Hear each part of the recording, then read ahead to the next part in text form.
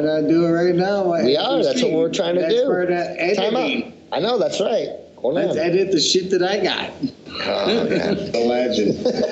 Booga booga boo. Hey, this is Lasky, the legend, Brett. Listen to Timo and the Harley Show. Listen to it, or do whatever you do, man.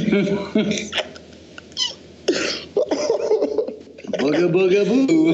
Did you get that too? I'm sorry. I tried not to laugh. Dude, that's the best. That might be our best since Bill Johnson, man. How much are you going to chop it up? He ain't going to chop it up at all. He's going to make it nice, and it's going to flow right into our show.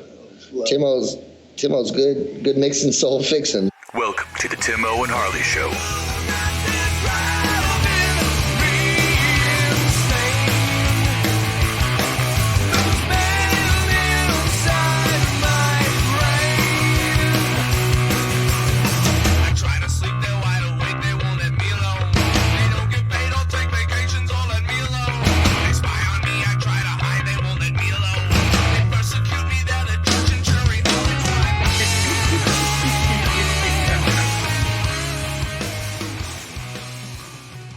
Thank you for listening to the Timo and Harley Show. I am Timo. Over there is my partner in Mindcrime, Mr. Ben Harley. Say hello, Harley.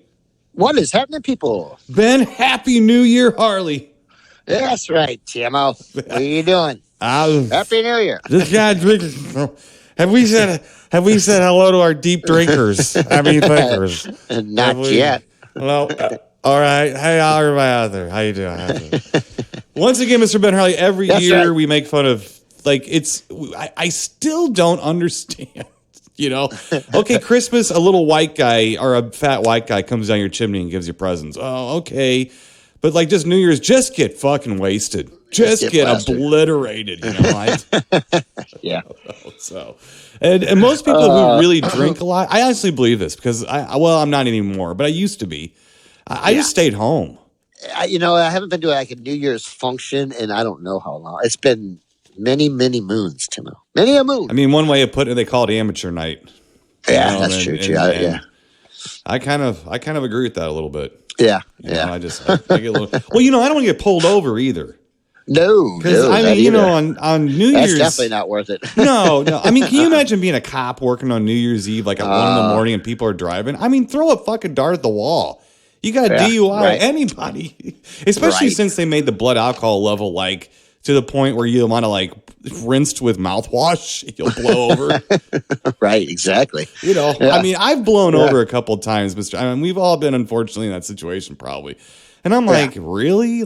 I'm blowing over to the point where I can get a ticket? That sucks. Yeah, that's not good. No. Not good. No. But Happy New Year anyhow. Yeah, Happy New Year to our deep drinkers. Thinkers. That's right. Thinkers, yes. Oh boy! What a year, Mr. Ben Harley. 2019. I can probably do without 2019. It's been a rough one, Tim. Yeah. Well, it started pretty good. Yeah. And then it got okay. So we got. It went by real fast too. It seems like I say that every year. Well, it's not getting. Time isn't slowing down, unfortunately. So I just got used to writing 2019 Did you? Your checks are finally up to date. Now it's time to move on. Yeah, damn it. Just screwed me all up now. I could do this last year. We had the cancer thing with the ENG. Yes. But we had good things. We had weed being legalized and the space time. Actually, as you hear this, it's legal, baby. It's legal in Illinois. You can get high in Illinois and they won't throw you in jail and throw away the key. Michigan's already legal. Yep. So that happened December 1st, which was nice. I've yet to make my jaunt up there. I was going to say, have you shown the state of Ohio what they need to do? That's how you do it. Yeah, Let me tell you something, folks, and I mean this. This is sincere. So if you are in it, look, there's a few reasons: medical reasons, tax dollars. Yes. Do you want them to stop taxing your gasoline? Okay. Vote for this. It's a hell of a windfall, a hell of a tax, a bump in taxes and stuff. So, but go if you're in Ohio or even for Illinois, if you live in Indiana on one side of the state, or if you live in Missouri, Kentucky, and stuff like that, come over the state and buy. And let me tell you why. Because when you buy legalized marijuana, the first thing they do, and don't get scared, but the first thing they do is they take your driver's license. and they scan it. Yes. So they know who's buying and where it's going. But do not fear. This is not, it's not a sting operation or anything like that. No. It's showing people, it's showing the states what's happening. And when states start seeing their tax dollars float away, because what happens is Ben Harley drives into Michigan to buy himself his very first joint he's ever had. With a smiley face. Yeah, with a smiley face. Ben Harley's like, I've heard about this marijuana stuff. I always wanted to try it. I'm going to buy myself a marijuana cigarette joint. I'm going Bohemian. That's right. I'm going to smoke it. I'm going to grow my hair out, all 8 of them. Yep. And then, I'm going to grow them out, and we're going to live in a commune. So I'm going to drop out. Right. So he goes over to Michigan. He gives him his driver's license, and then that is a Ohioan going into Michigan. And then Ben Harley goes, Jesus, I need gas. So he buys gas in Michigan. Yep. Then he's paying more taxes in Michigan. That Michigan's Ohio, winning. Yes, exactly. Yep. So that was good. I got fat again. That's not good because when Angie had her cancer, then when she was taking chemo and radiation and stuff, you got to keep people's weight up. You got to keep their strength up. So what happens with the side effect, I personally think the worst side effect of chemo, and I don't think this is really radiation as much as chemo, is the taste in your mouth. Yeah, it leaves like a metallic, metallic nickel type. Like a metallic. So like drinking water tastes like drinking mercury. It's just terrible. And so like the worst I think I ever did was see Angie take a drink of water and try to spit it out. Like it was gross. Yeah, it's like bottled water, like the most beautiful, like just delicious thing on the face of the earth. And she was like trying to spit it out. And then so something, it's almost like being pregnant. So something would sound good, so we'd go eat it. I went to a lot of Mexican restaurants, a lot of sandwich shops, a lot of this. But boy, did it take I'm not skinny to begin with, but man, it hit my waistline hard. I'm like, oh God. So now I'm trying to deal with that. So this year I'm trying to lose. And I've been doing good. I'm on my treadmill. I've been getting my dumbbells out. I've been doing everything. Mr. Ben Harley, here's a little secret. I resent that remark. Well, I'm not in the room. I'm not getting younger. No, just more handsome. My friend. Well, maybe, but the fat likes me more.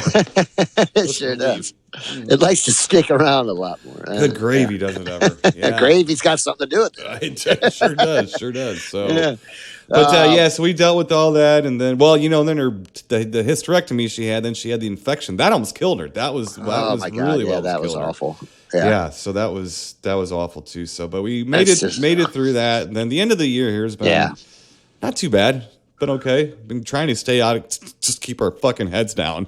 Yeah, just let things go by. Just let things go please, by. please, Don't even look at it. Don't even look at 2019. It was quite the year. It was quite the year. Your year just kind of like went through. We went and saw Mr. Ben Harley. Yeah, he came up much. Yeah, came up. And that was fun. So that was that was a highlight of 2000. That was fun. Yeah, and I enjoyed that thoroughly. Yeah, it's been a tough one. We had with Caitlin and her thyroid thing. That was a rough one for me this year. And then, sure was. Yeah. But she came through really good, and everything's is good and looking good. She's feeling better now. Good. She's starting to get her energy back, and and starting to get used to the the medicine and stuff like that. What did she have to take? What did she have to do? Like, I know she had to have a surgery, right? To have something taken out of her neck, right? Yeah, they removed her thyroid. Okay. So, and then what other kind of therapy did she have to have beyond that? Actually, she did not have to do the radiation, which was a blessing, for her because they ended up it was cancerous, but they removed it, and so and it was a non-invasive cancer, which was also good. But but it was good that they got it out, and but no, she just has to take it's like an because oral she doesn't have chemo? a thyroid. She has to take a pill now because she doesn't have a thyroid. So basically she just has to take, for the rest of her life. And sometimes for people, it can speed you up or it can slow you way down, and so far she's been doing pretty good. At first it did kind of knock her out a little, but she's been, she rebounded pretty good. Oh, okay. So, okay. But so that was good. Yeah, so she didn't. Yeah, so the pill is not. It has nothing to do with chemo or nothing. It's almost like a hormone balancer outer. Yes, in a way. Yeah, so, okay. So, all right. Yeah. So that was good. Yeah, and that's good. And then My knee's been bad, but that's okay. We're working on that. 2020 is when we're going to get your knee seen in 2020 again, right? That's right. I'm hoping so. Yeah, I'm going to get back into shape. But yeah. So right. other than that, 2019 can kiss my butt. No, I can't say that. Yeah, it was definitely a unique, tough year. strange, weird year too. And we've had some bad years before, but I think we've stepped in that a lot. Sure. A lot of that stuff we've stepped in ourselves, and whether or not it's our fault or not, you still have to take blame for when you step in a pile of crap. You could have looked where you were going. It might be your fault. You weren't aiming for it, but you could have been. You could have had your head up, And we've had plenty of those years. This year was not like that. This year couldn't really duck this stuff. It just was what it was. So, but it was there. We came through, and hopefully everybody listening, all the deep thinkers. Well, this week they're all deep thinkers or deep drinkers. But hopefully all the deep thinkers, hopefully you've all had an okay year. And if not, exercise that shit and let's just move on. This year, right? Well, hey, so since this is New Year, I just got through the Christmas season. Now we have what we call the space-time continuum. We record this show a week before. So as we record this, it's actually a day before Christmas Eve. So we haven't even gotten through the Christmas stuff yet, but we're close enough, Mr. Ben Hollywood. I can report back that I watch a little bit of Christmas stuff. Yeah, I just want to let you know about some of this stuff. So now every year, me and the family, we do watch some of the classic Christmas specials we watched as kids. A lot of them were sponsored by Dolly Madison, if you remember correctly. Oh, yeah, So, I do. Yes. We did watch the Peanuts Christmas special. Yeah. Rudolph. Watched Rudolph with a good one. Yeah, old Cornelius. And we did watch the Grinch. Yukon Cornelius. Did watch the Grinch as well. Yeah. Yes. Yeah, I have not yet watched the Grinch. Oh gosh, I've watched. Let's see, we did watch Rudolph. Okay. And I taped the Baby New Year one or Rudolph you got to watch that Shiny New Year. Yeah. But we have watched that a little bit already because Sydney's really kind of starting to get into it a little bit more. So, but I still got to get the Grinch in and also Peanuts. I haven't got to watch that quite. Okay. But, another one, Mr. Ben Harley. I thought I'd like to report back to you because you can find this sucker on Amazon Prime. Okay. But yes, I did watch Perry Como's Old English Christmas. Oh, did you know? Yes, with Petula Clark and Leo Sayer. Oh. From 1977. I watched the Christmas. I watched the 1977 Perry Como Christmas special. And what's even great about that, it's streaming on Amazon Prime. Yeah. All right. You might have me on that one. So that was like, I can't believe, I don't think I ever watched a Perry Como Christmas special when they had Perry Como Christmas specials. And then I'm like looking at Leo Sayer going, God, I'm glad you're not anything anymore. I'm done with you. So you're done with Leo Sayer? I'm done with Leo Sayer. Yeah, I'm done with you. So good stuff. Let's see here. I did watch a few things. I'm going to edit some stuff out though. Yeah. From 1989, I watched maybe Night Wish with Clayton Rohner, Elizabeth Caton, Brian Thompson in it.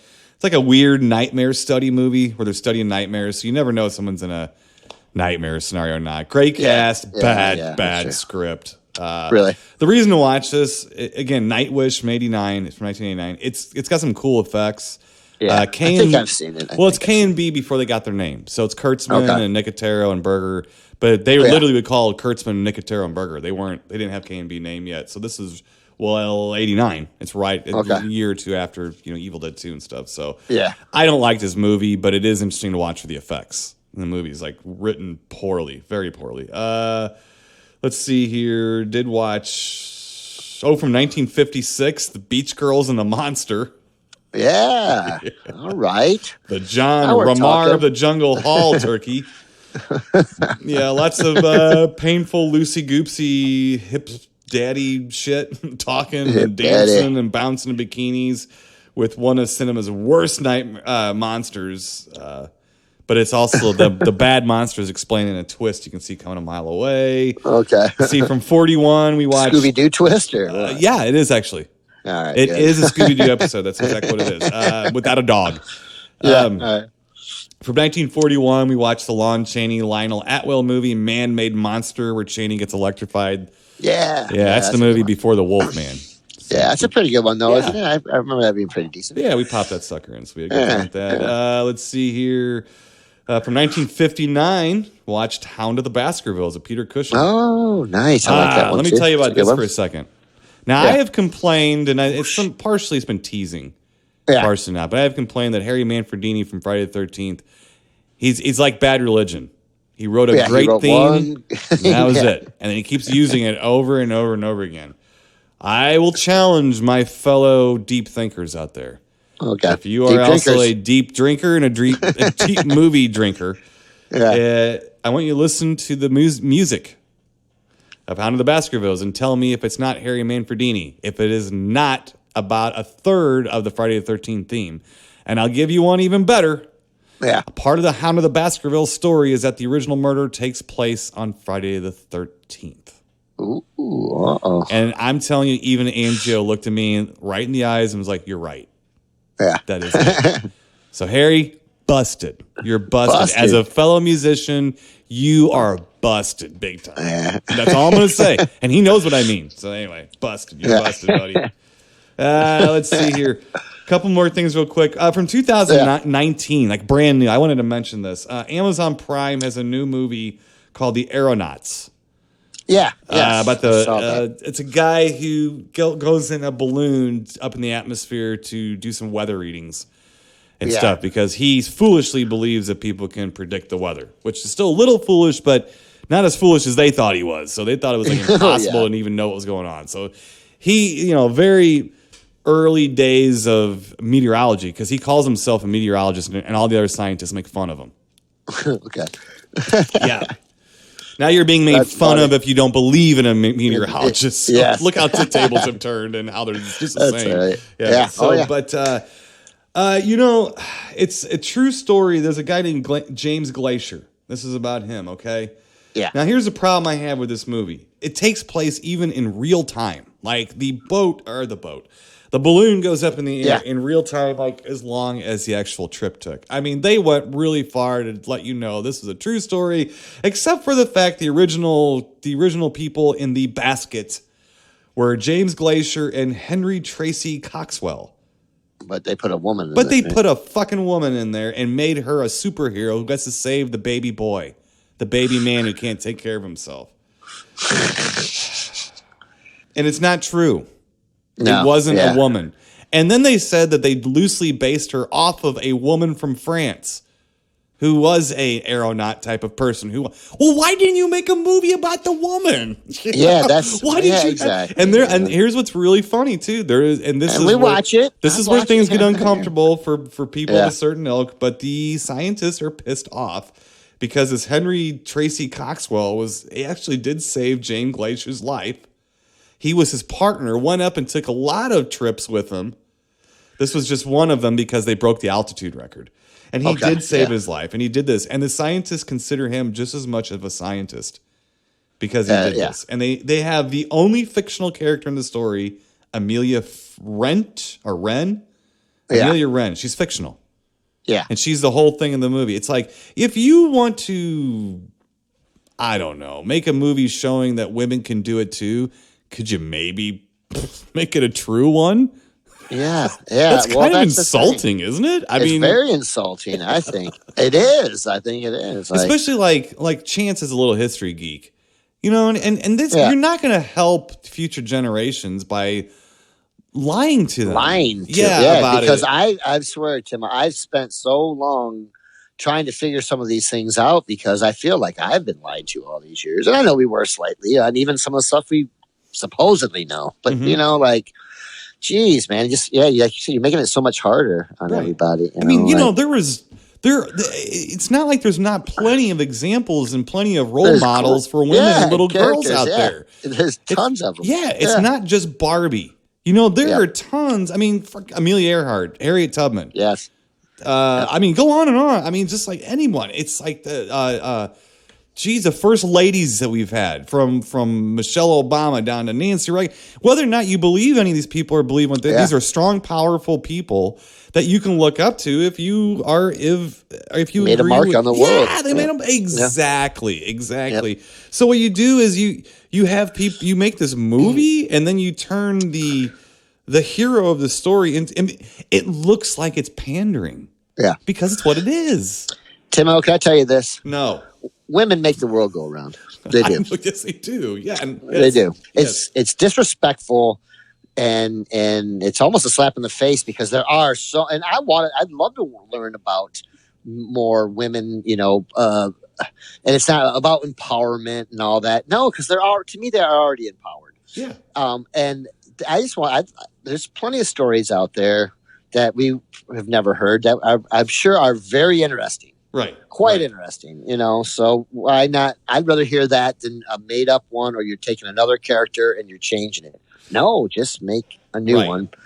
I think what you're trying to say is that you made a whole movie and then you put a woman in there, almost saying like this is science fiction. A woman can't really do this, but we're going to make it a woman so little girls feel empowered. It's like, why didn't you make the story about the real French woman? Matter of fact, I think she died doing it. I think she actually was killed while she was doing it. I didn't dig that far into the weeds, but I know she only did it for like 8 years and died, like the balloon stuff. Yeah. Now this was a totally different country. I mean, it was a different story. So it's like, why don't you just make a movie, like 2 separate movies? Yes. Make one about this story, and then make one maybe about one of the adventures that the French woman had. Doing that and stuff too. It bothered me, man. I mean, it really did, because I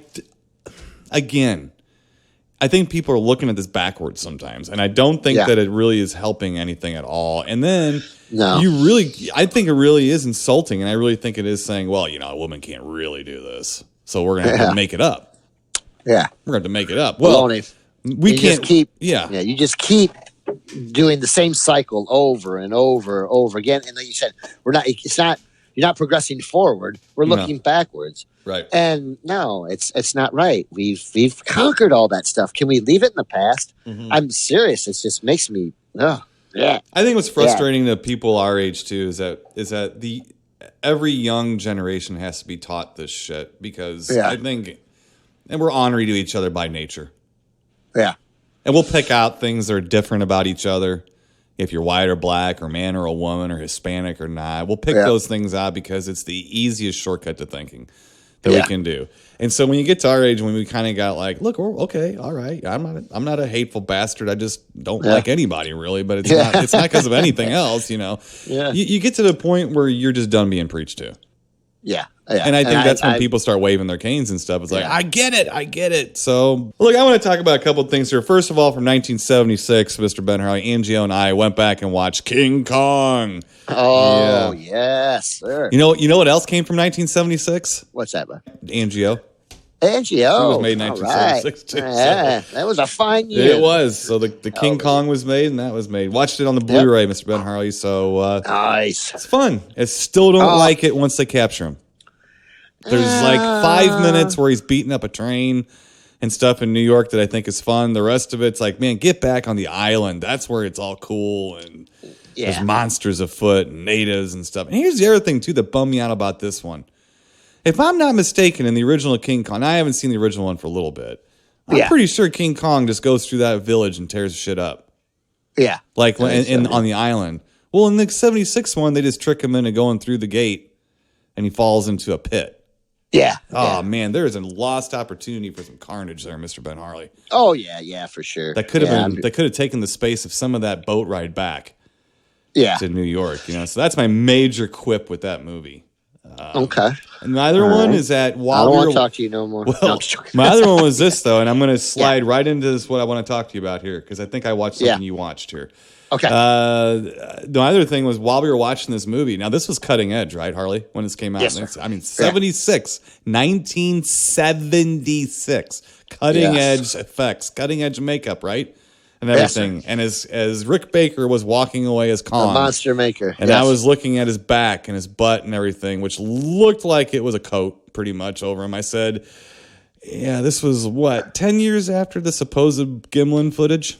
Yeah. And you're telling me that somebody did a better job on the Gimlin shit than the and as Carlo Rambaldi, Rick Baker was just piloting, so he helped, and stuff. But still, Carlo Rambaldi is no slouch either, and stuff. So you're telling me that that's a guy in a suit I know the guy in this. There's a guy in the suit in the King Kong movie, but you're telling me that is. I'm sorry, but if you actually take a look at the back of both those, the back. Yes. Not the just look at the back. I mean, it's insane. So I did watch a couple Bigfoot things. Now here's the thing. I reported back about Expedition Bigfoot. Yes, sir. Due to our scheduling here, I have not seen another episode yet. Okay. So I'm going to report back next week on at least one or two more episodes of Expedition Bigfoot. Okay. So I apologize. I just haven't had a chance to do it. It's a busy time of year. I don't have a DVR and stuff, so I have to get to it. Yes, but on Amazon Prime, hold on Amazon Prime here, I did watch Expedition Sasquatch 3. Okay. So this is the young chap. I think he goes up in Canada. He's a young chap with the beard. Oh yeah. He goes by himself. Okay. Yeah, I think I started to watch. Well, because this one is tree structure porn. Yeah. That's what he's always going crazy about this. So the whole show is more or less about tree structures. Now, here's the thing here. Okay.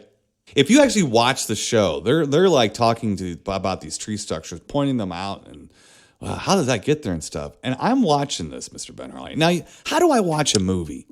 I watch a movie and I know if the time in the guy's watch has changed, right? Yeah. I look at the clock on the wall. I see something that's moved. Somebody's ascot gets turned around or something like that, Oh yeah. But I'm looking and I'm like, did anybody not see the stump? There was a tree stump, like sitting right next to the tree structure, like the same width of the tree, and it was cut with a saw. You could see it. Oh, God. You could see it right there, and they were standing on top of it, not even mentioning it. It's like, if there's a tree cut, there's a good damn chance that there was human activity and people could have done this. Okay. Yes. So stop with it. And here's the other thing with the tree structures. I understand. I get it. They look weird. It looks a lot like Blair Witch Project. I understand it. But please trust me on this. Trees fall on each other. They don't get out of each other's way. When one falls on another, the odds of another one falling on it rise dramatically. Yeah. The event of the tree falling on the other means one is leaning on another. So therefore, there's a lot more chance that when one falls in the area, it's going to land across that instead of hitting the ground, right? Yeah, right. And then when you have two trees leaning on each other, three trees leaning on each other, the odds are going up exponentially. Yeah. Okay? Think about it. Trees, I'm sorry about this, folks, but I've heard everything, and we have friends that I trust and everything that are looking at these things. I have not seen one tree structure dealio thing that has made me go, wow, never. Really? And I'm telling you right now, Harley, I get you though. I get you. There's another thing too I'm going to complain about that I also watched. I think you watched. Okay, here. Yeah. Now here's my thing. Now I'm going to say we love talking about Bigfoot. I want people to understand this. I don't believe in a lot of the evidence. It's not that I'm complaining that people who have had a sighting of Bigfoot haven't seen something. That's not what I'm saying. I am saying that some of this supposed evidence is not evidence of anything than people have forgotten what it's like to be in the woods and how weird things happen. Yeah. I have a tree that I sent you a picture of that had just cracked right off the top, right? It looks like a telephone pole in my yard now, right? Yeah. Uh-huh. And it is broken about 20 feet high, maybe 15 feet high. It is cracked in half, snapped. Like someone who was 50 feet high took it and broke it like a twig. That's what it looks like. Unfortunately, I don't think a 50-foot tall creature snapped the tree in my yard. I'm sorry. I look at that like, no. Wait a second. How did it happen? I don't know exactly. Probably wind. Yeah. And probably the tree just wasn't strong there as it should have been. It got top heavy. I don't know. But there's a lot of reasons because my whole woods is littered with trees laying on the ground. And if you go to a woods now during the winter and look, okay, they're all over the ground. There's trees all over the ground. Here's the other thing, too. When people are looking at structures going, that thing's broken off. And I don't even see where it came from. Hey, genius, it's a branch. They're big branches that look like they're trees. Yes. They're so big, you know. So I'm going to get to another thing I watched, Mr. Ben Harley. So that was Expedition Sasquatch. This kid's okay. Look, here. Let me give you I do something. like him. He's all right. He is okay. He did bring a friend out on this one, and the friend said almost exactly what I said. Yeah. He said, listen, this looks really weird, but I can't tell you that this didn't fall in a natural way. Even though it looks really, really odd, I can't explain it. It doesn't mean it's not explainable. Yeah. And that's kind of, I'm like, thank you, buddy. Thank you so much for saying that. Exactly. Am I saying I know for damn sure it wasn't a Sasquatch? I'm about 99% sure. Yeah, I'm pretty sure. Yeah, pretty sure. Yeah. So I moved on to something I think that you did watch. From 2017, I had not seen this before. Okay. I think you had, and you talked to me about it with me thinking I had seen it. I watched Discovering Bigfoot from 2017. Yeah, this is the Todd Standing and his amazing videos and B-roll show. Yeah. And he brings out Bindernagel and Meldrum. Yeah. So you did. I thought I'd seen this. You had mentioned this before. Okay. Yeah. Yes. So the thing with this is that, first of all, here's the whole stick in the mud on this one. You have Todd Standing. Yeah, that's the big problem going in. And he's for whatever reason he's been accused of hoaxing shit. Yeah. I don't think he's well liked. I don't think he is either. He doesn't seem like a real nice guy. He just the way he comes across, which, you know what, in a way I can understand him being that way, maybe a little bit, but who knows? You know, it's not a good. But then again, those guys all fight amongst themselves anyhow, too. So I don't know. Well, go ahead, Tim. I didn't see it. Yeah. Well, I'm just saying, in order to, you have to trust that the Todd isn't just dressing things up and hoaxing. Right. Yeah. You have to and trust it's hard. that. Well, it's hard. He does a fairly decent job of trying to say he's not, but there was a moment where there's some real, like, almost like hair-raising footage. He gets through the trees. You can see like the top part of a face. Yeah. I'm not talking about the things that look like they're stationary things. I'm talking about the one that looks like almost like a gorilla. Yes. And it is Chewbacca. Well, it kind of, no, this is the one where the face is all black and it looks more like a gorilla. Not the furry, cutesy looking things. No, not. Here's the other thing too, man. Those things look really different from each other. Yeah. And I don't know a lot of animal species or human species that look that different, that all live together like that. Sure. There's my first thing. The other thing is this. Something caught my eye. Yeah. Okay. So unless this is some kind of, I said B-roll, unless this is some kind of weird B-roll insert. So when he took the footage of the black face, do you know what I'm talking about now? It's the last thing they showed. Yes, the last thing they showed. Okay. Yeah. It's scary looking. It looks more it looks more like Rick Baker's King Kong. Yeah, it does. Okay. It does, yeah. So when you're looking at that, you see him fall down some rocks and start filming it. Yeah. So he had time to put a second camera down to film him jump on a rock, to take video footage of a Sasquatch that he was trying to get before it walked away. Yeah. He had time to put a second camera down, film him film the Sasquatch. Yeah. This is the guy that looks at the time and the watch in a movie. Yeah. Okay. And I'm looking at it going, I don't know. And I'll tell you right now, too, he keeps putting words in Meldrum's mouth and Bindernagel's mouth. Bindernagel looks like he's about done. And the poor guy did pass away. And you know, shortly peace to him and his family and all that stuff. But I'm just saying, I like that guy. I did too. He just didn't seem. He seemed like he was getting run around roughshod by Standing. Oh you know? And Standing's like, "What do you think of this?" And Bindernagel's like, "Well, it looks I'm interesting. Yeah, it looks interesting. I don't know. I wasn't here." You know, and stuff. And he keeps trying to tell Meldrum that you saw a Sasquatch. And Meldrum's like, well, I might have. I don't know. He said, I'm not really sure. Because Meldrum saw that one thing. And then didn't Standing go out there and do a whole recreation of what he saw? Yeah, it was really good. It was really good. Yeah. It was fairly convincing. Yeah. What had happened. My thing is this, is that Standings never he always says he has a team. Yeah. He never puts his team in front of the camera. No. Well, how do we know how do we know that it isn't his team hoaxing people? That's true too. Yeah. I mean, and that's the other thing, because you don't know, you Right. know, and then it's just some bizarre stuff that you can't. And that's my thing, is like, you want to believe some of these things, but you just can't. It's just something about it that makes you kind of go, I don't know. You know what I mean? Like, Mhm. But, you know, some of it's really interesting too. Like, well, okay, I get why you're about your excitement. I get why you're, you know, but there's just something about himself, I guess, that just kind of throws me off a little. Mhm. But yeah, he is a little pushy, but I don't know. Some of it was pretty interesting though too. You know, but I don't know. Well, and I don't know how he's editing this together, because I think that I'm watching this too, going, you know, some of the ones where he basically has a face and they're standing pretty still. Yeah.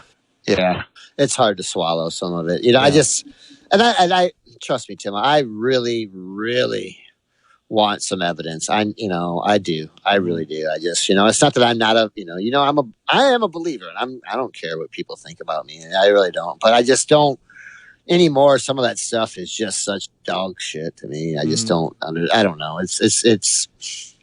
It really takes away from it for me, you know. But I know there are still good people out there doing good works though on it. And again, as we're talking about this, Harley will confirm this. It's not that I don't reserve the existence of Bigfoot to be true. Yeah, no. I haven't seen one. I don't know, but it's people who have eyewitnessed things. Yes. That's the evidence to me. Yeah. And I think that, and I will say the footprints. Yeah. The footprints are evidence. And I know a lot of people think they're easily hoaxed. They are not easily hoaxed. Not the good ones. They're not easily hoaxed. They're almost impossible to hoax, because it's because of the dermal ridges and stuff, but also sometimes the depth at which the print is left. Like, okay, well then you have to have a hydraulic press out there pressing down about 1,000 pounds into the ground. Okay, fine. Then I believe you. Then it's a hoax. It's fine. It's fine, you know. But I'll even go back again to the Patterson Gimlin footage that everyone makes fun of. But I want people who make fun of it to look for themselves. Yeah. If you're laughing at me thinking I'm nuts, I want you to look for yourself, and I want you to find that story, the real story, the whole story of the Patterson Gimlin footage. Yes. I want you to find out where it was taken, and then I want you to do your own research as to what happened afterwards. Yep. When they brought a bunch of people back, when they casted footprints, when they did measurements, when they had authorities there. Yeah. You know what I mean? It's like...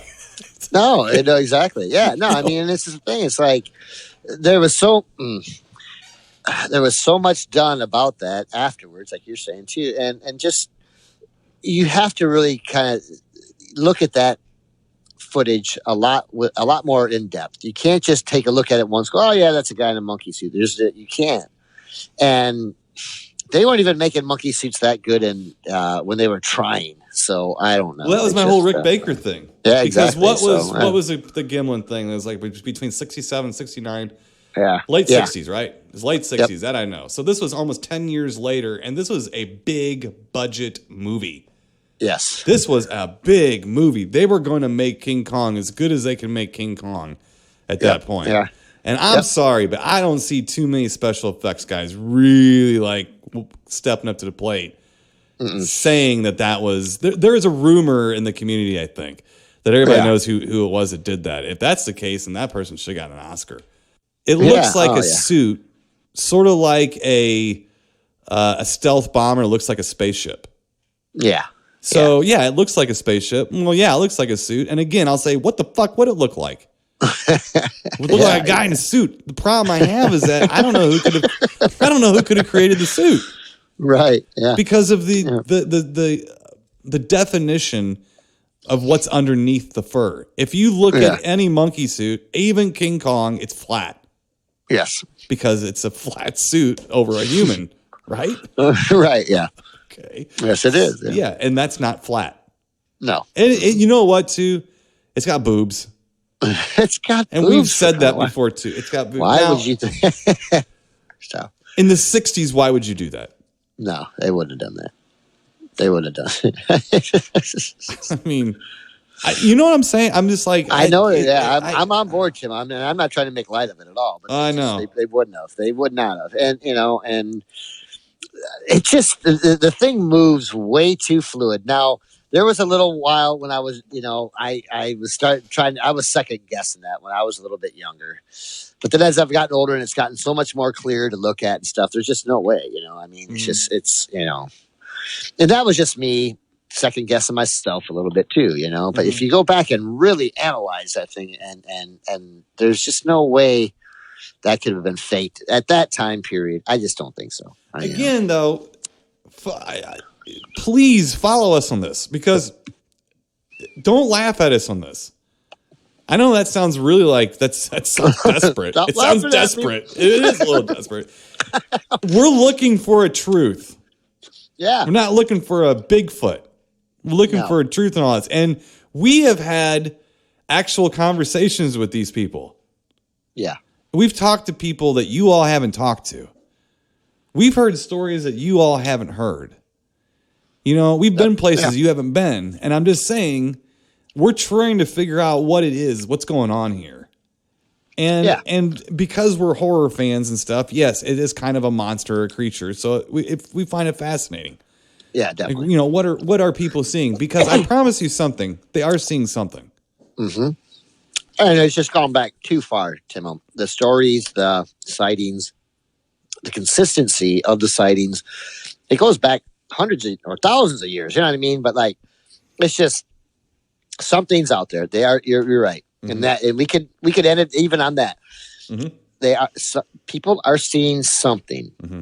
What it is, we really don't know, but it sounds a lot like a Bigfoot. Yeah, or what we've been told is a Bigfoot. Well, we've seen in the Patterson Gimlin film. Now, I have seen a few other interesting videos over the years, to me, that are pretty convincing, or as almost convincing as the Patterson. I mean, wow, what is that? What is that? What have I seen? Now, some of it, I could go either way. That looks pretty hokey. Mm-hmm. But then again, you don't know.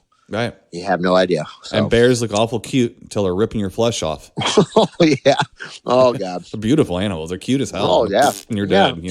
Until they stand on their, I feel the same about wolves. I think I'm a German Shepherd fan. Wolves are beautiful to me. They will eat my face right off and won't give two shits. They don't think I look very cute. They don't care. I look like lunch. That's really about what I look like to them, but no, and I agree with you too. And this is all going to end someday like this. They're going to find a walking animal. It's not going to be exactly ape or as human as they thought. People are seeing, and then they're going to go, well, it's not Bigfoot, it's this. Oh, for God's sake. Yeah. you feel where I'm coming from? Oh, yeah. It's just like, it's like, and you're actually kind of bad about this too, like the whole chupacabra thing. They caught him. They're like these little hairless. And it could be a known creature that's just lost its hair and it looks odd because it doesn't have its fur or something. Right. But they found these little fuckers. And they're weird looking. They're very odd looking, and they exist because I've seen them. And so. But we're all made fun of. It's like, well, it's not chupacabra. That's that. No, that is what they were calling a chupacabra, you idiots. Good God, No, it's not a kraken. It's a giant squid. Oh, get the fuck off my yard. Get off my lawn. Get off my lawn. Yeah. It's a kraken, for God's sake. You found him. And that's interesting, right? Yeah. We found the kraken. Yep. Yeah. I mean, can anyone argue with me on that? No. And if I told you that, be careful out there in the dinghy on the side of the boat. Why? Well, a kraken might get you. Oh, you silly person who watches Clash of Titans too much. Meanwhile, there they go. They get attacked by a giant squid or octopus. Yes, those are kraken. Those are Kraken. Yes, and the stories that seamen had of saucer-shaped eyes looking back up at them under the water are true. Mm-hmm. And they didn't attack a boat. They probably put their tentacles up in a boat going, what the hell is this thing? You know? Yeah, what is it? Touched it. They might have, Well, that thing don't taste good. They might have ran into one by accident or something. Yeah. Well, if it attacked, it didn't attack like a monster. It just grabbed onto something because it was a curious animal, And they're supposed to be pretty smart. What if there was one that was gigantic? Could have been. You never know. No, there are gigantic ones. That's what I'm saying. They have found the gigantic ones. They found. But it's like what? Yes. Yeah, but what if there was one that was a pretty good size, even a big size one of those? And it could have freaked you out. Like if it was as long as the boat, you'd be like, "What the hell?" Well, once you find one, then the size ratio is the size ratio. You know what I mean? Exactly. It's like, how old was they only had footage of a few of them. Yeah. Now, how old are those things? Are they babies? Yeah. You don't know. You really just don't know. And when you hear about like populations of hundreds of thousands of like chimpanzees that were myths, because a white guy didn't see him and document it. Or a woman, sorry. Dr. Anna. Mr. Ben Harley, you said before we get to our official film, you said you're on the Mandalorian kick still. I'm on the Mandalorian trip. Yeah. We were just on Disney Plus, right? Yes, sir. Yes. Disney Plus, the Mandalorian, and actually on episode 7, I do believe there'll be 8. I think, right? It's usually 8 in your first season. So yes, I'm on episode 7, and it's pretty interesting. Now, the characters in the show I do like, and he's kind of formed himself a little band in this one. Of some of the characters from the earlier episodes. Okay, so they're like a group now. Yeah, okay. Yeah. So they was trying to do like kind of one last little trip, little thing to kind of help him get himself back straight with the guild, which is the guild is kind of like the bounty hunter guild, So, old Werner Herzog is in this again, which is good. And I like his character in this. It's really pretty good. Been in 3 of the episodes, and I've quite enjoyed them. I really have. But I won't give away too much. One thing that did fascinate me, Timo, about this episode, though, was I guess, I do collect action figures, Timo. They're not dolls, buddy. They're action figures. Okay. Right. I don't watch cartoons. I watch animated shows. Right, animated series, right, yes. It's not a comic book. It's a graphic novel. No, it's a graphic. Exactly. Thank you. Thank you very much. But yes, so I... Back in the day, Timo, I was a Star Wars kid. You were too. I know, we were lucky enough, and I feel lucky enough that we did grow up in that time period. I am not so bad to where I'm like, I hate Star Wars. I've never seen it, and I never, none of that. I don't really care. I was lucky enough to see that, I feel as a kid. I think it helped me a lot with my imagination. It helped me a lot as a kid. Playing by myself, things like that, and playing with my Star Wars toys. So, future nerd Ben Harley, right? Let's fast forward. So, watching The Mandalorian the other day, one of my favorite Star Wars toys that never was actual. Because Lucas was good about that. Everything that was in the thing, he made a toy of. Yeah, right. Well, he had made a toy that was one of my favorite toys that never actually was in any of the episodes or any movie that I ever remember seeing. And it was a troop transport, which was this little thing. And I know you could put 2 guys in front and you could line up, like, I think 3 guys on each side. And it was a troop transport, and it had buttons, and it was an Imperial troop transport. Okay. And you could push buttons on it. It would, like, C-3PO would make noise or something, or would do an R2-D2. And I think it did a TIE fighter and whatever. But this was one of my favorite toys as a kid. I actually enjoyed it. Well, the other day on The Mandalorian, they brought this thing into fruition or brought it onto screen. And I thought, this is fucking awesome. And I'm sorry about cussing, but for me, I'm not that much into people like, Easter eggs, and they hide these things in movies. You got to see this stuff. But certain things really blow my mind. And I know I've mentioned before, watching the one episode with the Jawa sandcrawler, and I was like, whoever did this scene had to have played that video game that I liked back when Super Nintendo came out, right? It had to be influenced by that, So the other day watching that, and I know it's stupid and simple, but to me, that was one of the coolest things I've seen in a movie or TV show in the longest time. And it was something from my childhood. You know what I mean? You made a connection with another adult.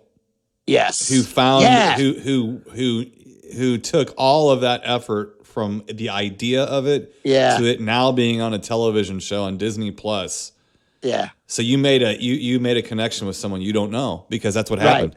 Because someone else had that toy and said, I never saw one of these in the show. And they're a Star Wars geek too. And they said, I'm going to make a guy like Ben Harley happy. And it's going to cost a lot of money, but this is why we're doing this. And that's why we're going to do it. Yep. You know, so it was really cool to see that thing come onto screen. I hadn't even thought about that little toy in, 25 years or more or something back before I started collecting again, you know? And so for me, I've enjoyed this show. It's given me a new hope, towards this stuff. Now, I know the other movie just came out, Rise of Skywalker. I'm not interested anymore. And it sucks because that's how I feel. I'm going to probably go see it. But it's like, I'm not rushing to see it. I don't really care much about it. And that sucks for me, man. Like, because I stood behind Disney on this. I did. I stood behind Disney and said, you know what? They're going to give you what you want. They're going to give and they did for the first movie. Mm-hmm. Then that second movie, they kind of, I don't know. Mm-hmm. But The Mandalorian to me is better than these other ones, just the show. And I know it's only half-hour shows or whatever, but I've actually really enjoyed this. And I think someone might have said something like, hey, we got to do, hey, if we're going to do this, we got to do this right. Because they might have listened to some of the, maybe they did, maybe they didn't, maybe they don't care, maybe they do care. I don't know. But, it's people. And there's got to be somebody there who put that toy that you had. If you said you never saw it in a movie and you thought that odd. It was just made. You're not the only one. And it was probably only maybe 30 seconds on the screen or something. It showed up, and I was just like, as soon as it showed up, I was like, holy shit. Right. There it is. I was like, oh my God, there it is. And then I started to, actually, Timo, I'm looking at it right now. I just opened it up here to look, and sure enough, that's it. Gotcha. That's well, amazing. see, and the thing is for me, like Star Wars for me, like Star Wars is like any other movie to me. I don't tear them apart. I didn't know all the guys' names. I didn't know every twist and turn. I didn't have the bed sheets. Star Wars to me was very cool. I wasn't a Star Wars kid. Yeah, I liked it. I liked Star Wars. I had some of the toys, and I'd go see the movies when they came out and stuff. But I was much more interested in the Thing. I was much more interested I was a horror kid. I was much more into Halloween. I like Star Wars because it was science fiction with monsters and stuff, and it's close. It's really close, okay? Like horror and science fiction are intertwined, basically. It's very rare not to like both on some level, or whatever. But I never got into the weeds. I don't know the secondary characters' names. I don't know what their helmets are called. I don't know I don't know the different the names of the different transporters. I like when you said Sandcrawler or Land. I don't know these things. Well, I'm a movie freak. I'm not a Star Wars freak. I'm a movie freak. I love movies. And so it's like I was telling Angio, we were talking about, I don't know, doing something or selling something on Amazon. I said, some people collect movies. Some people collect Wizard of Oz. Yeah. So they have every episode or every VHS and video of Wizard of Oz that come out. I think you're more of one of those kind of people where you love Jaws. Yes. You love Star Wars. And that's why me and you are kind of fit together fairly well in the show too, because I'm not like that. You know more about Jaws and Star Wars than I could ever hope to. Yeah. But I know way more about movies than you or most people could hope to. Yeah. But I know a little bit. I know a little bit about everything. Right. You know a whole hell of a lot about a few things. And so when you start talking about Jaws, you read the book, you did that. I mean, I just sit back. Okay, go ahead. I like the movie. And I love the movie. I love that movie. As a matter of fact, I like Jaws way more than like Star Wars. I'm more of a horror guy. So Jaws, if back when we had just 3 channels or 4 channels on a TV, if Star Wars was playing and Jaws is playing, I'm watching Jaws. I ain't watching Star Wars. Yeah. If the Thing's playing, I'm watching the Thing. If King Kong's playing, be frank with you, I'm watching King Kong. I ain't watching Star Wars. Sure. And stuff like that. I feel you So, there. but if Kramer versus Kramer is on Star Wars, so I'm watching Star Wars, man, and I'm enjoying it and I'm loving it. I think what's nice though for someone like yourself that this is the Mandalorian show, and I've seen some fellow Star Wars geeks online and stuff really liking the show, and good for you guys. Yeah. I mean, seriously, good for you. I mean, am I interested in it? No, not really. I like Werner Herzog a whole lot. I get what you're feeling. Sounds like a really cool show. Well, when he showed up, that gave me, I was like, wow, cool. Gave it to me a lot of, more clout, I guess, or more, I don't know. It's just, I'm like, if they got this guy to sign on, too, and some of the other people like Nick Nolte and then, Paulo Creed, right. And they just, there have been a few others that have come on there. I've been really surprised at, Well, look, again, I'm glad that Disney Plus is doing this you're a fan of Disney as well. And I think that this is really like a wheelhouse for you. Like everything you like is basically, not everything, but a main thrust of what you enjoy in this fandom that we all share is really right there. It's not mine. It's a piece of it. Sure. But it's not, but I'm a physical media collector though. That's why I collect what I want. I don't have anybody telling me what to watch. I collect this stuff myself. I will say that it sounds a lot better than Apple TV because I bought a new iPad. Yeah. I should say my wife bought me a new iPad. The lovely Angela iPad. Thank you very much, Miss Angela. That's what Ben's mellow tones are coming through right now is the iPad. And it came with a year free of Apple TV. And Apple TV is nothing more than just another avenue to pay for HBO, to pay for Showtime. Mm-hmm. They give you the option to do it. And they have like a few shows on it. Yeah, and it's kind of disappointing. Yeah, and I looked at it, I'm like, why bother? I mean, why bother? I know it came out before Disney Plus, but even from what you're saying, Disney Plus is like, why bother with Apple? Like this Apple TV. It really is only a few shows. Now, one of them looked kind of interesting. I think it was a reimagining of history, like sort of like The Man in the High Castle on Amazon. It's about the space race. Oh, so really? Like it was almost as if Russia got to the moon before we did. And what happened after that, and as if the space race is still occurring. Now. Okay. And that is on Apple TV. So if you have Apple TV, then that's fine. But I got a year free because of the iPad. And I looked, I'm like, why are people, I just don't, I mean, when you have like things like Pluto TV and these free TV things like that are great and outstanding, you only have one human person on you. You only have a set of eyes. You can only watch one thing at a time. I mean, the amount of the options we have are just ridiculous. And so for me, like, unless you're Ben Harley and you have this Disney thing where everything's right there, I don't know why you bother paying for this shit. The Roku, like my Roku downstairs, there's so much on there that you can find to watch, for free. Yeah, it's insane. Yeah, and Pluto, they have channels for everything on there. And I end up watching a lot more Pluto down here. It's mostly Mystery Science. I'll put that on when I want to have something but that's fun. in the background. Yeah. You have a Rift Tracks channel and a Mystery Science right next to each other all the time. Yeah. All the time. Yeah, they've been mixing it up lately, too, which is good. So they do repeat themselves a lot. That's one thing about a lot of these things is they have a lot of content, but they repeat it a lot, too. So it can happen, but But it's been good. For the most part, it's been, good, though. Yeah, but Apple TV, I use it mostly as, for the apps like, Netflix and Prime and stuff like that. So I don't even have the, the Disney app on there. I have to run my AirPlay it through my iPad. Well, you have an Apple TV box. You have an Apple, like I'm talking about the app.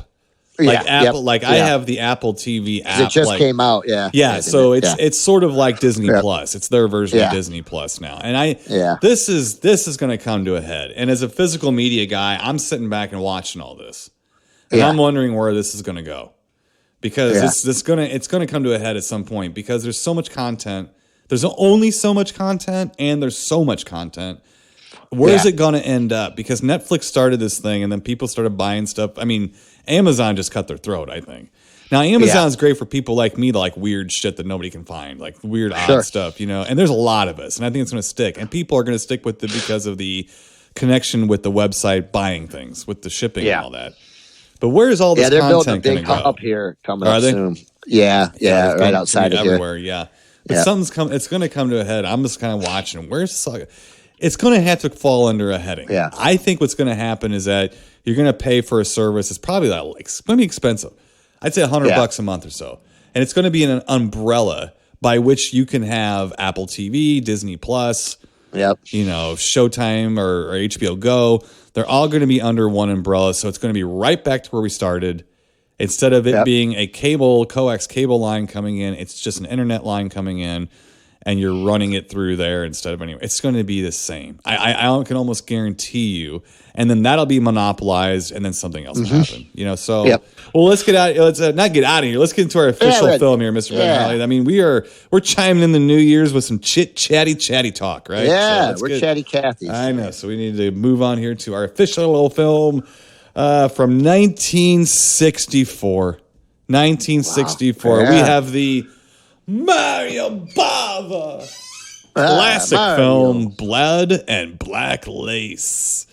Let me get you a one-sentence storyline synopsis here, there's not a whole lot of story going on here to begin with, so let me give you this real quick from Movie Guy. Yeah. So here we go. Come on, Movie Guy. A masked, shadowy killer brutally murders the models of a scandalous fashion house in Rome. Okay, so... Rome, I didn't know they were in Rome. Yes, Italiano, yes. So give me the Mario Bava, starring Cameron Mitchell, who is voiced over by, do you know? No. Who? Paul Frees. Oh, is it? Now we are in the Christmas season, and Mr. Burgermeister Meisterburger himself, from the Thing from Another World, from War of the Worlds, Mr. Paul Frees. Which is really wild, seeing Cameron Mitchell and then seeing Paul Frees' voice coming out of his mouth. Yeah. I was telling Angie that. I go, Cameron Mitchell's voice is much more like this. It's much more of a scratch. It's not like Paul Frees, So but, I got a kick out of that. And here's the other thing, too. So we start watching this movie. All right. And I'm like, I'm listening. And I'm like, that's Paul Frees. I'm like, that's Paul Frees. And then I kept listening. That's also Paul Frees. I'm like, I did look it up and I confirmed this, but at least 3/4 of the male characters in this film are voiced by Paul Frees, just changing his voice. Yes. Yep. And I did look it up. I'm like, yep, that is true. It is true. Because I'm like, those are all Paul Frees. There's like him and like one other guy. They worked on the cheap. Oh, hell yeah, you kidding me? So I hope he wasn't. I hope he's like, I will do all of these and I'll pocket all the money. Thank you. I am Paul Frees for love of all holy. Yes. So again, we have Cameron Mitchell as Massimo Malachi or Morlakai, and they call him Max Moreland. I guess also. And then there's Eva Bartok, who plays the Contessa Cristiana Cuomo. Yes. And then a cast of Italian people. Out there. So what we have here, Mr. Ben Harley. Yes, sir. And I think you could probably see this. What we have here is a seminal giallo movie. Yeah. This movie is considered a landmark film credited with beginning the giallo genre. Although that may be a bit like crediting Nirvana for ushering in alternative rock. Okay. On some level, you could say yes. On if you're a musician who was struggling for years before Nirvana, you could say no, that's not true at all. I mean, even Mario himself, I think it was the year before, did like The Evil Eye. Okay. I mean, so there's already like giallo type movies, but this one with its color, with the guy with the black hat and the black gloves, and the other thing is the amount of just stark carnage, violence. It is a violent. Even by today's standards, it is a violent, and I'm not talking gore. You're right, especially toward women. And I'm not talking gore. I'm talking violence. I mean, they beat the shit. The killer beats the shit out of these women. It's like wow. And I don't find it offensive. I find it disturbing.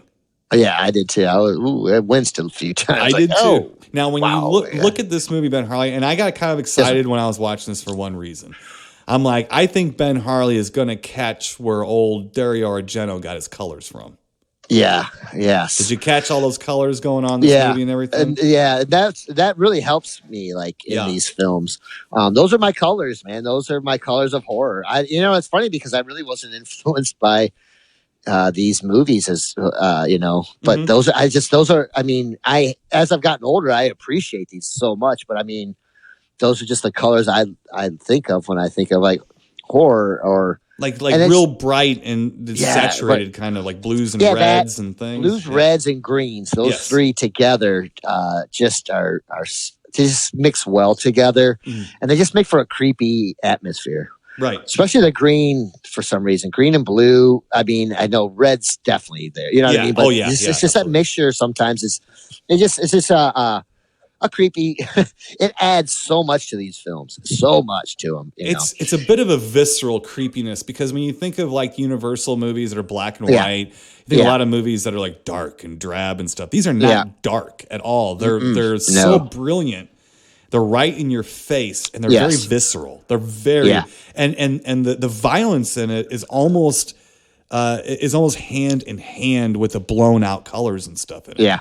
Yeah, for sure. I think a lot of the giallo, like this being kind of considered the quote the first or the beginning of the giallo genre. And when you look at the like I said, the guy in the trench coat and black hat, you can't see his face, and the black gloves, and then you have the bizarre hand puppet weapon of death that came off of the. What did it come off of a suit of armor? Or something like that. It's basically like a hand thing with like claws coming off the palm of it, or spikes, curved spikes, and the story is almost secondary. Yeah, it really is, because basically this is just a killer who gets caught up killing people to cover his tracks from killing the last person. They're basically after a diary. And the diary is giving away the mystery of who killed the first person. Yeah. And so the diary keeps changing hands. And if you got that diary, you're gone. You're gone. You're out. Done. You're out. Yeah. So, and that is really it. And and the mystery is always bizarre. It's always like, what? Yeah. Like kind of like when it sort of reveals itself, in a way. Yeah. This one, now this is, it's a giallo, but you know it's not Argento. It doesn't have that. I think that Argento had more of the Kubrick mechanical pace. Sure. Where it was very paced. Very like a click track, almost like a metronome. It's very paced. Sure. And this has like just flashes of violence, and then it slows down, speeds up, and slows down, speeds up, and all that stuff. But did you see where some of that stuff was going to influence what other stuff that what was coming later? Yeah, for sure. Like, what I did like about this movie is definitely the colors, but the way that they moved a lot of the characters through these sets, and like the set that they had for wherever the fashion place was. Mostly, you were behind the scenes. You were supposed to be back, but behind the curtain, basically, where everything was happening before they would go out, in front of the audience, like dressing room drama before they go out. Yeah. And the way that they played a lot of that was really cool, and the way that the actors moved amongst that, because there was a scene where the camera was following like one girl, but it would go through the different dressing rooms, and it would follow, and the way that stuff worked out for me was brilliant. I mean, it just kept me. Like, I didn't really care what was going on. It could have been a movie about something else. And I still was like, wow, this is cool. It's just the way it led you through the scene was awesome. And from that point on, the movie kind of picked up for me. But they did that well, because there's a lot of scenes almost like that, to where the actual set itself becomes kind of like a character to me. Oh, yeah, absolutely. And there's a scene where one of the young models she gets a phone call, and she breaks away to go take the diary over to this one gentleman. And that guy's place is pretty bizarro. It was like, what's this guy into? A little bit of everything? Like everything. He was into, there's everything you could think of. I was like, does this guy live in a museum, or is this really like, but that was creepy, because like she's kind of, going around the place to get to where, the room where he's supposed to be, as she's going through this like museum type. And I was thinking, either this is a museum, or is this like a prop building or something? I don't know. It's just like, crazy. So, but that lent to, I think, for me, a lot of the scariness, because I'm thinking, wow, she's going through this whole place and it's taking her all this time to get back to where she's going to, try to find this guy. He's not there. Some bad stuff's going to happen. And if I was the person in there, I was like, I'd be scared to death trying to find my way out of this place. Right. And things start to happen where it's like leading her, she tries to go one way and trunk falls, boom, almost crashes on top of her. She's going the other way and she can see the killer kind of at times. Mm-hmm. And that was really a cool scene. Mm-hmm. I thought, wow, this is, and stuff like that. And then you got the colors and all that stuff going on, too. Even the bat phone makes an appearance. It's a red phone. Yeah. It's a bat phone. Look, it's a bat phone. Yeah. Mm-hmm. But I found that some of those scenes and the camera work very interesting, like super interesting, to where it drew me in much more than anything else, like the story or anything. It's those things that really just were, for me, helped me along in the movie or kept me excited about what was to come next and stuff like that. Bava was such a inventive cinematographer that he was. That's why he became a director. I mean, he was a cinematographer. I'm thinking back to Kaltiki, the Immortal Monster, and I can't remember the Frida, I think was his name, and the director basically was like, "Look, you'll take it, Mario." And I think they realized that he had an eye for this stuff. And so when you watch a Bava movie, and this is the other thing with the Italian movies too, is that it's almost on purpose style over substance. Yeah, and it celebrates it in a way. Yeah. So like at the end of this movie, when they're explaining, like there's a couple of swerves where you're like, okay, you pretty much are just by the cast alone who they are. Yeah. You kind of know that. All right, I think we know who this person is. Like, I think we know the killer is not exactly like a shocker or anything like that. But there's one little swerve where the person who's the killer can have killed this one person or can't have done it. So they kind of swerve you a little bit in the story, and that's really about it. It's just that one little hitch, and that one little hitch comes out at the end. But then even when they're explaining themselves, as they do in everything from Scooby-Doo to Sherlock Holmes in this movie, when they're explaining it at the end, you're still like, what? What? Yeah. Wait, who? What? Wait, go back and say that again. I don't remember any of that. I don't remember. Yeah. Because the thing I think with these Giallo movies and some of the Italian movies, when I say just go with it, is that the difference seems to me is that Americans, I think, we hold hands with our audience a little bit more and tell you what to look for. Sure. Now, we're very clever about making it not super noticeable. The best mysteries show you everything, and they make it so that you're not focusing in on it, but it's there. It's almost like a subconscious thing where it's there. It's you just, you kind of move along in the story. The Italians, they just seem like it's there, but it's not. I mean, it's just all thrown together like hodgepodge. Yeah. And then they have a lot of other stuff that doesn't even need to be there. And you're watching this stuff wondering why it's there. And if you wonder why it's there, you'll get lost. You'll get lost. And again, it is style over substance. This movie was so low budget. And Bava was like one of these guys that was just real inventive, that they actually mounted a camera on a kid's wagon for the dolly shots, for the tracking shots. Yeah. And stuff. I mean, that's low budget. But it works. Low budget.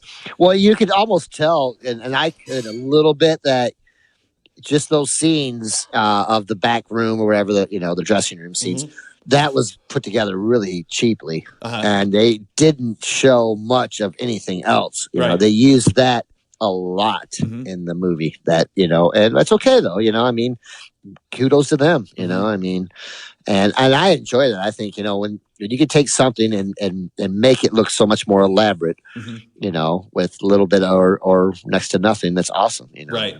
Well, and I still think the big difference between this and a lot of the well-known, and this is a very well-known film. I mean, this is a very well-known Giallo movie. This is, I told Angie, I said, this is to Giallo movies what Halloween was to slasher movies.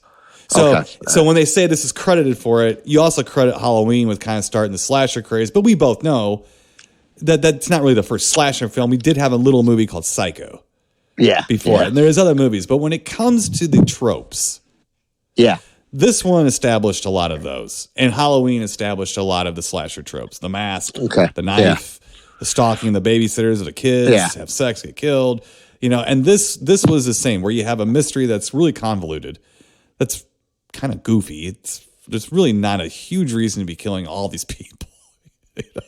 I mean, it seems to me like the diary was kind of gone halfway through the movie, and I don't think the killer even believed it in a way. Yeah, right. So I actually thought it was kind of funny too. The killer would write down like, "Where's the diary?" He wouldn't say it, wrote it.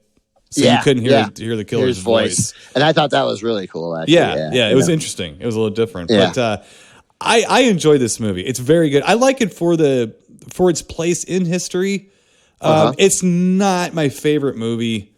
There's not going to be a Giallo movie that's my favorite movie. It's just not me. But I don't have... I'm not a completist with them. Sure. But I have seen some very interesting ones and very different ones. And most of them kind of fall more into the heading of a suspense psychological drama and stuff like that I've kind of gravitated toward. But the whole killer with the black glove things and all that.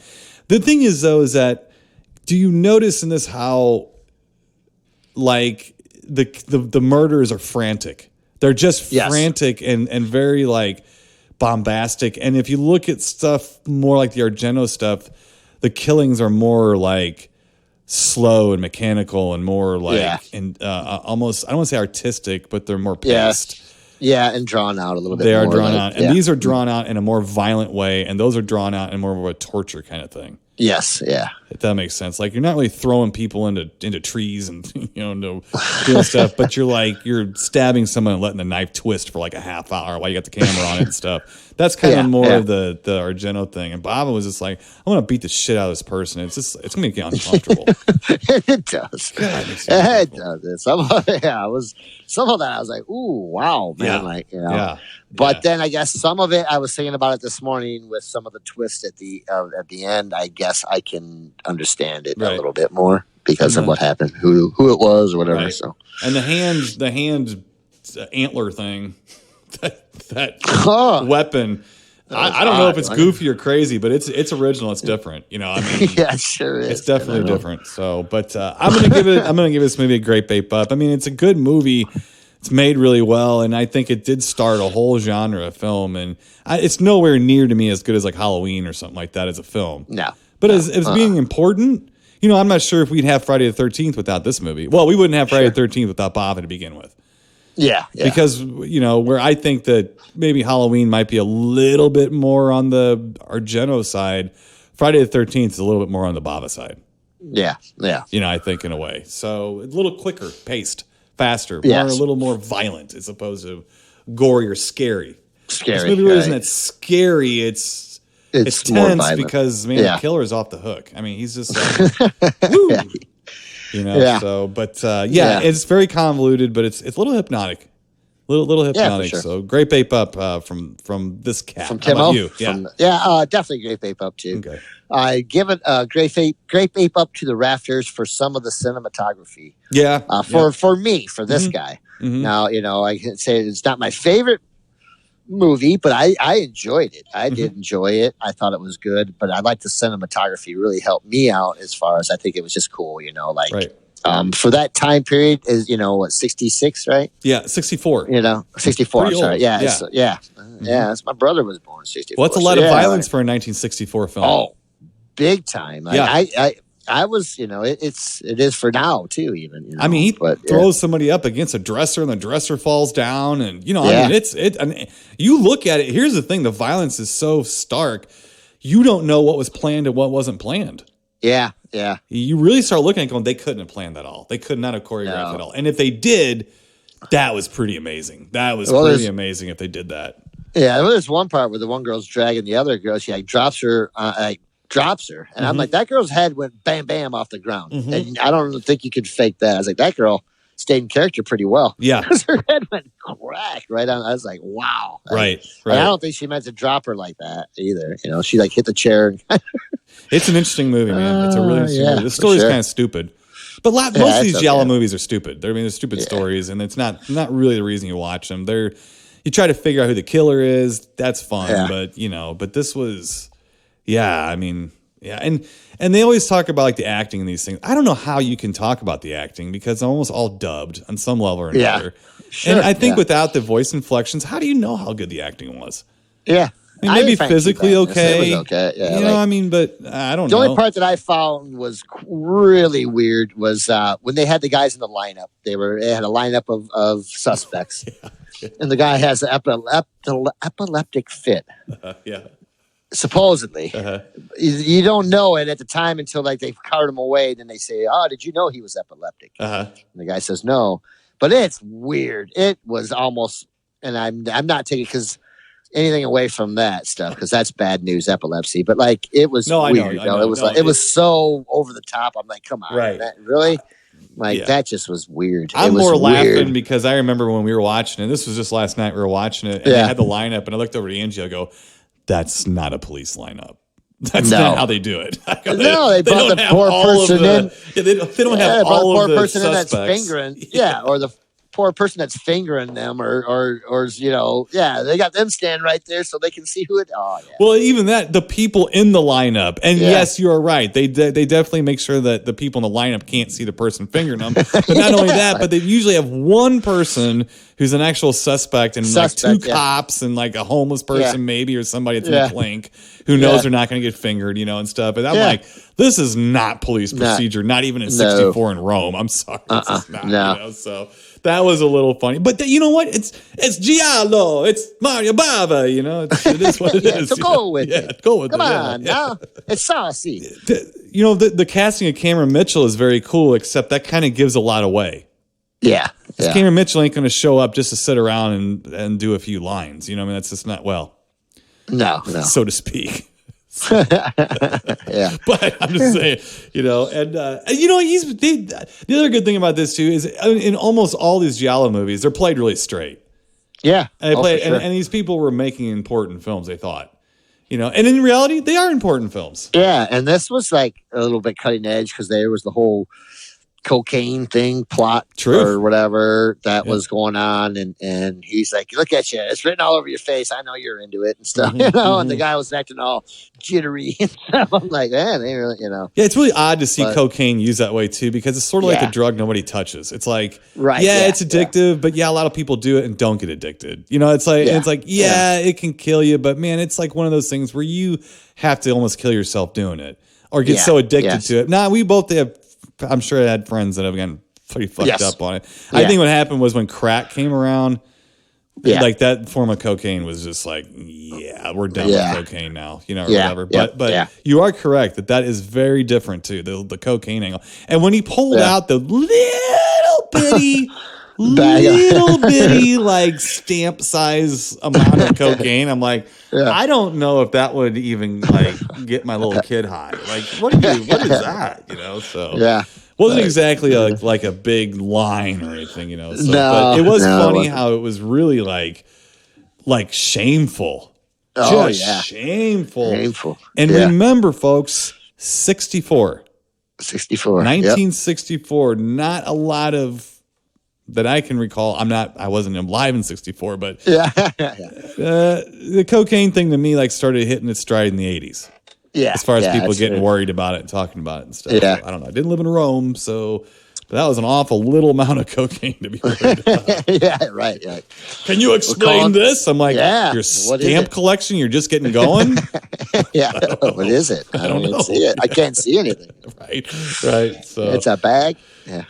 All right. Well, two great babes up for Blood and Black Lace. Very good. Mario Bava. He's our hero. One of our heroes. Very good visual storyteller. Very good visual storyteller. The scripts, they are, but very cool.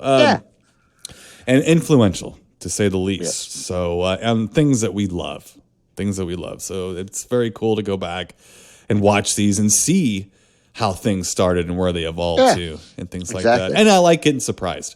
I haven't seen this movie for quite a while, and I forgot how brutal some of the violence was and stuff like that. So that was it's pretty bad. It's pretty bad, and I don't mean to celebrate it as much as it was. And I think they mentioned that too, like in the poster art or something. It says something like the 8 greatest shocks ever filmed or something. And I saw 2 of them that were really shocking. Right. I don't know. I was trying to find the other 6, but It's okay. I mean, for a movie in '64, two well, the one, out of yeah, eight the one, ain't bad. no, the face burning one. No, I was like, oh wow, Yeah. ouch. Yep. I didn't like. I knew that was one of them for sure. I was like, oh man, that was a tough scene though. That Right. really was. I felt bad. Well, 2 great babes up. A lot of very interesting to watch and brutal, but great for piquing my interest watching the thing. I thought that was pretty cool. So, all right. Yeah. Well, Happy New Year. Happy New Year. Happy New Year. Everybody. Hey, Happy you. 2020. You at the face. Happy New Year. Yeah. Okay, 2020, stop being a big baby. Let's get on with it. Yeah. Let's do this thing. Yeah. So let's do this thing. wishing everyone a eventful, less 2020 and a peaceful one.